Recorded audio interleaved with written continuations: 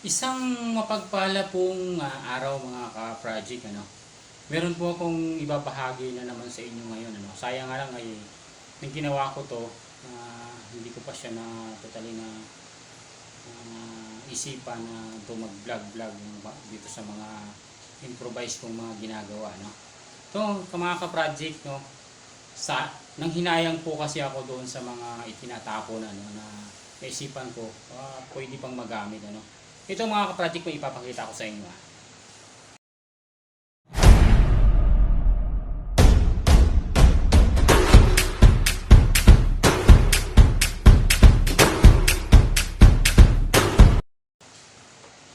Ito po, yung, ano yung kung ano to mga ka-project?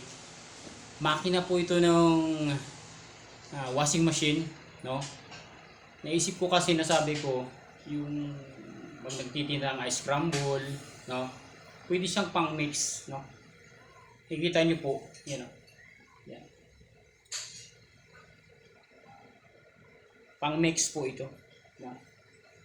Basura na po ito mga ka-project pero nagawan ko pa rin siya ng paraan kung paano siyang maagapan. No? Yan po siya. No? Yan.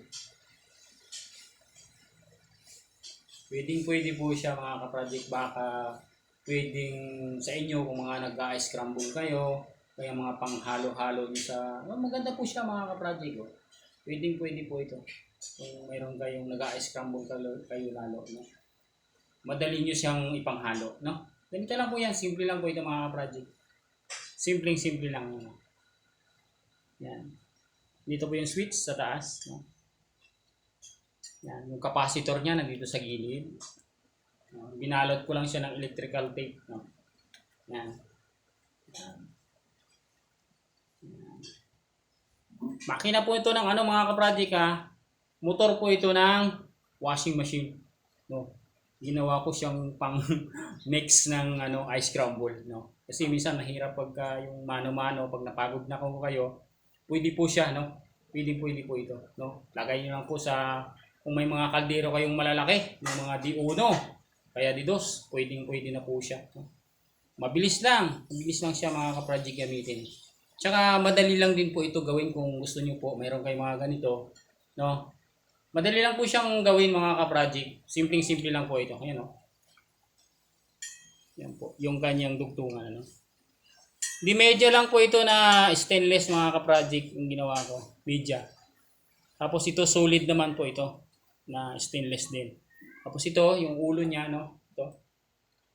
Stainless din po yan mga ka-project. Stainless po. Kaya madali lang po siyang gawin. No? Tipid na po kayo. Ano? Kasi mahal na ngayon yung mga pang-mixer. Pag bibili kayo nito, mahal na to. Eh ngayon, kung mayroon kayong ganito, no? Sira na yung inyong washing machine, ayaw naman siya, hindi na umiikot ng maayos, no? Pwede pa siyang magawa, no? Pwede pa siyang magawa na panggamit nyo kung kayo nag-ice crumble. O kaya kung ano man yung haluin nyo, pwede po talaga mga kapatid. Kaya agapan po natin kung mayroon pa namang paraan, ano? Kasi mahal. Magkano lang to? No, binili ko lang to. Wala pa yata 200 itong pan eh. Itong pang-ikot na to. Dahil ako na mismo gumawa, no? Mga ka-project. Kaya agapan niyo po, no? Pero huwag niyo kalimutan mga ka-project ha. Paki-subscribe naman po, ano? Kasi marami pa akong gagawin na ipapakita po sa inyo na mga project ko, no? Baka mayroon akong maibahagi sa inyo, no? Huwag niyo pong kalimutan paki-subscribe, like na rin and share. No, maraming salamat po sa Diyos mga ka-project. Bye!